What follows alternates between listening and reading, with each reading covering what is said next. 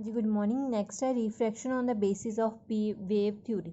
Wave theory के basis से आप रीफ्रैक्शन हैगी जी उसनों प्रूफ करांगे। सपोज तुहाडे कोल एक्स वाई कोई भी प्लेन सरफेस है जिहड़ी सैपरेट कर रही है rare and denser medium. Suppose velocity of light rare medium के C1 है तो डेंसर मीडियम के हैगी C2। दैन रिफ्रैक्टिव इंडैक्स की आ जाएगा mu is equals to C1 upon C2। Suppose ए तुहाडे कोल ए बी हैगा जिहड़ा प्लेन वेव फ्रंट है जिहड़ा इंसीडेंट कर रही है एक्स वाई प्लेन के नाल एट एंगल आई दे नाल।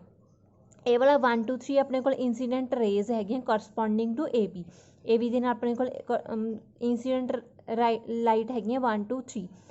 Due to Huygens principle Huygens principle के अकॉर्डिंग जिहड़ा कोई भी पॉइंट हैगा ए बी के उपर वो की है is a source of secondary wavelets ते let secondary wavelets from B तो अपने कोल कोई भी सैकेंडरी वेवलेट्स स्ट्राइक किया एक्स वाई के उपर एट ए डैश के नाल इन 30 सेकेंड के विच। Than b A dash A वाली वैल्यू की आ जाएगी C1 इंटू टी। हुण सपोज अपने कोल कोई भी सैकेंडरी वेवलेट्स ए तो ट्रैवल किया डेंसर मीडियम के विच विद वेलोसिटी C2 के नाल ते उसने डिस्टेंस कितना कवर किया C2 इंटू टी। ठीक है, इन्ना डिस्टेंस कवर किया तो ये वाले डिस्टेंस तो आप एक आर्क ड्रॉ करांगे तो वो वाली आर्क अपने को बी डैश के उपर आ रही है। ठीक है, दैन ए ने बी डैश के उपर आ गया, ए वाला सैकेंडरी वेवलेट्स है। डी तो अपने को कोई भी डी डैश के विच आ गया। ठीक है, हुण सपोज ए वाला जिहड़ा ए डैश ते बी डैश ए वाला एंगल ऑफ रिफ्रैक्शन है आर हो गया एंगल ऑफ रिफ्रैक्शन। हुण ट्रायंगल ए डैश ते बी ए वाली अपर वाले ट्रायंगल के साइन आई की वैल्यू आप कैलकुलेट करांगे वो आ जाएगी B A dash upon A dash is equals to B A dash की वैल्यू हैगी C1 into T upon A dash ते आ वाली A dash into B dash A वाली ट्रायंगल के साइन आर कैलकुलेट करांगे वो आ जाएगा A B dash upon A dash. A B dash की वैल्यू ए वाली वैल्यू कितनी है, ए वाला डिस्टेंस कितना है C2 into T upon A dash. Sine I upon sine R वो किस इक्वल आ जाएगा अपने को C1 अपॉन C2 दोनों इक्वेशन में डिवाइड करांगे वो आ रहा है म्यू दे। Then mu is equals to sine I upon R sine I upon sine R that is a Snell's law of refraction. ये फर्स्ट लॉ है। सैकेंड लॉ रिफ्रैक्शन का की है अपने को इंसीडेंट रे ਜਿਹੜੀਆਂ आ रही हैं normal to the interface X Y ते रिफ्रैक्टेड रे तीनों सेम प्लेन दे विच लाई कर रही हैं। ये अपने को सैकेंड लॉ है जिहड़ा रिफ्रैक्शन का वो प्रूफ हो चुका है। तो इस दे नाल आपां जिहड़ा पूरे दोनों लॉज है रिफ्रैक्शन के प्रूफ किए वेव के नाल वेव थ्योरी के नाल। तो laws of refraction are established on the basis of wave theory. Next है सुपरपोजिशन प्रिंसीपल। सुपरपोजिशन प्रिंसीपल की है when two or more wave motion travelling through a medium superimpose one another. ਜਦੋਂ दो तो ਜਿਹੜੀਆਂ ज़्यादा वेव मोशन है travel कर रही हैं ट्रैवल होने ਦੇ ਨਾਲ ਉਹ ਇੱਕ ਦੂਜੇ ਨਾਲ सुपर इंपोज कर गई। दैन ਜਿਹੜਾ न्यू वेव फ्रंट बन रही है, ठीक है, न्यू वेव एक जनरेट हो रही है वेव जनरेट हो रही है is formed in which resultant displacement y at any instant is equal to the vector sum of the displacement due to individual waves at that instant। हुण suppose अपने को 4 वेव्स है, 4 वेव्स आ रही हैं, चारे वेव ट्रैवल कर रही हैं उन्होंने ते सुपर इंपोज होने के नाल ऐड होने के नाल अपने को एक न्यू वेव है जी जनरेट हो रही है। वो वाली न्यू वेव का जो डिसप्लेसमेंट है रिजल्टेंट डिसप्लेसमेंट है किस इक्वल है वाई इज इक्वल्स टू उन्होंने जो वैक्टर सम है displacement due to individual. Suppose first wave की y1 डिसप्लेसमेंट है, सैकेंड की y2 है, तो थर्ड की y3 है, तो फोर्थ की y4 है। दैन रिजल्टेंट किस इक्वल आएगा Y vector is equals to y1 vector plus y2 vector plus y3 vector plus y4 vector. अगर तो तुहाडे कोल दो वेव्स है दोनों वेव्स मतलब एक दी जिहड़ी क्रस्ट है दूजे दी क्रस्ट के उपर ऐड हो रही है, एक दी क्रस्ट दूजे दी क्रस्ट के उपर फॉल हो रही है मीनस उन्हों का एंपलीट्यूड है जिहड़ा वो सम होएगा। ठीक है, then y is equals to y1 plus y2 दे। अगर एक दी क्रस्ट दूजे दी ट्रफ के उपर फॉल कर रही है दैन एंपलीट्यूड है जिहड़ा वो डिक्रीज होएगा। तो उसमें आप लिखांगे Y dash by vector is equals to y1 vector minus y2 vector. Next है coherent and incoherent addition of light waves. हुण लाइट जिहड़ियां वेव्स है इलैक्ट्रोमैगनैटिक वेव्स हैगियां।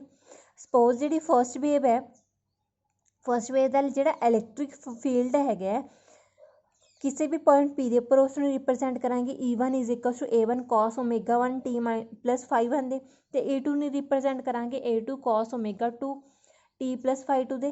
अगर दोनों दी जिहड़ियां इंटेंसिटीज़ हैगियां intensities of light produced by the two waves, I1 की वैल्यू है के I1 स्केयर, इत्थे I1 की वैल्यू पुट करांगे, I2 है अपने को के E2 की स्केयर।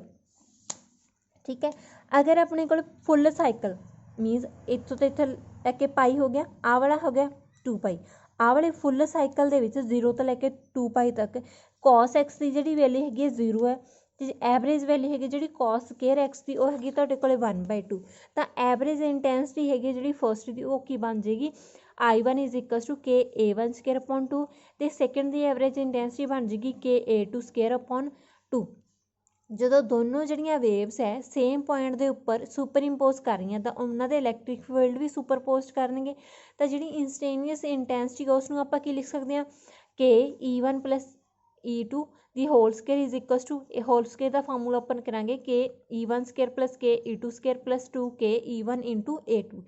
ਤੇ ਐਵਰੇਜ ਜਿਹੜੀ ਇੰਸਟੇਨੀਅਸ ਇੰਟੈਂਸਿਟੀ ਉੱਪਰ ਆ ਫੁੱਲ ਸਾਈਕਲ ਉਸ ਨੂੰ ਕੀ ਲਿਖ ਸਕਦੇ ਹਾਂ I, इस नूं लिखांगे I is equal to I1 plus I2 plus I1 plus I2 plus I12।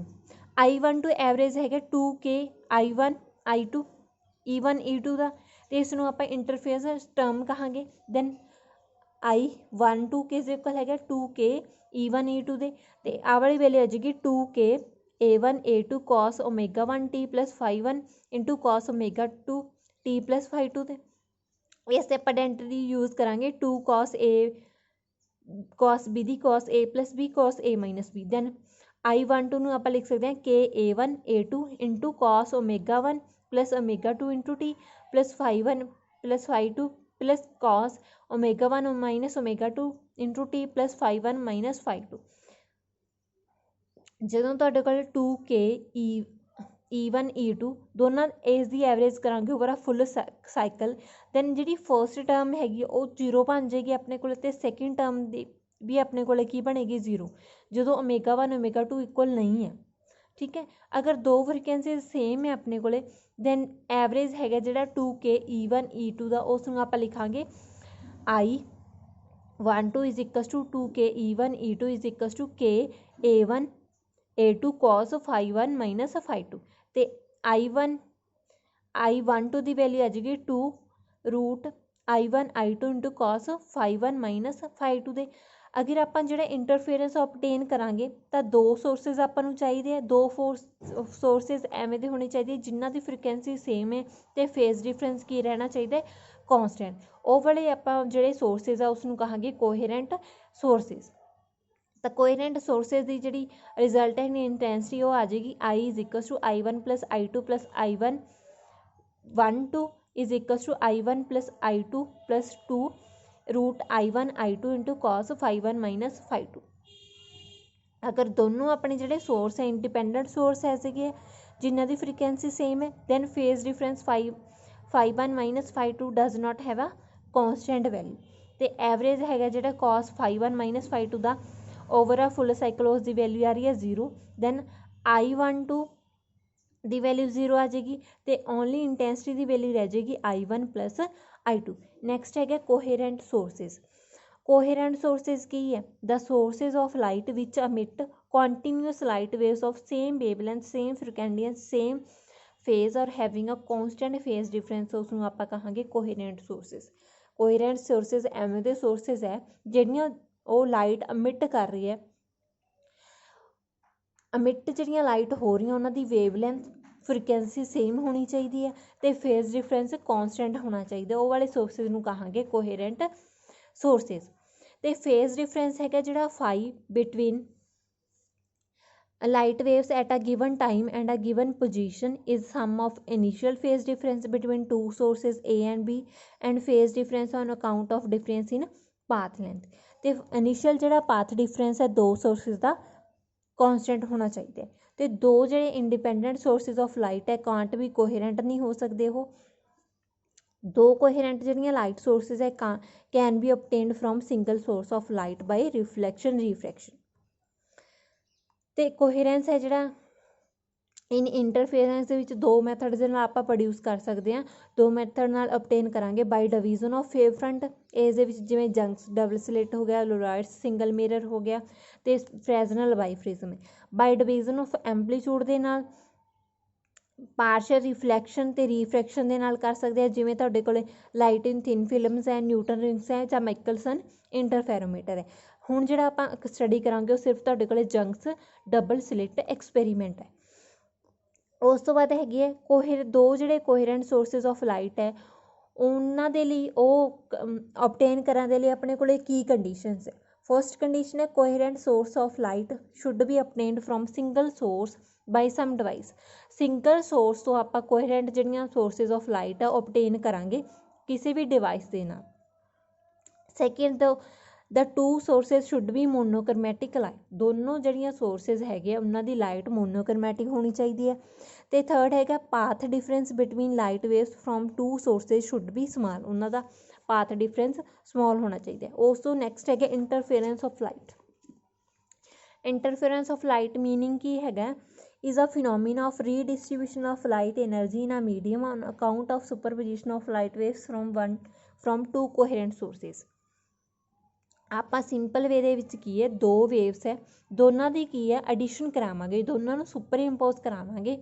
ਉਹ ਵਾਲਾ ਜਿਹੜਾ ਫਿਨੋਮੀਨਾ ਹੈ ਰੀਡਿਸਟ੍ਰੀਬਿਊਸ਼ਨ ਆਫ ਲਾਈਟ ਐਨਰਜੀ ਦਾ, ਜਦੋਂ ਆਪਣੀਆਂ ਜਿਹੜੀਆਂ ਲਾਈਟਸ ਹੈ ਸੁਪਰਪੋਜੀਸ਼ਨ ਹੋਣਗੀਆਂ, ਉਹ ਵਾਲੇ ਫਿਨੋਮੀਨਾ ਕਹਾਂਗੇ ਇੰਟਰਫੇਰੈਂਸ। ਇੰਟਰਫੇਰੈਂਸ ਦੋ ਤਰੀਕਿਆਂ ਨਾਲ ਹੋ ਸਕਦਾ, ਕੰਸਟਰਕਟਿਵ ਐਂਡ ਡਿਸਟਰਕਟਿਵ।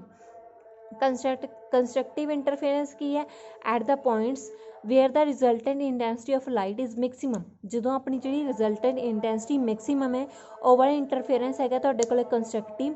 ਜਦੋਂ ਆਪਣੇ ਕੋਲ ਰਿਜ਼ਲਟੈਂਟ ਇੰਟੈਂਸਿਟੀ ਕੁਛ ਪੁਆਇੰਟ ਦੇ ਉੱਪਰ ਮਿਨੀਮਮ ਹੈ, ਉਹ ਵਾਲੇ ਇੰਟਰਫੇਰੈਂਸ ਨੂੰ ਕਹਾਂਗੇ ਡਿਸਟਰਕਟਿਵ ਇੰਟਰਫੇਰੈਂਸ।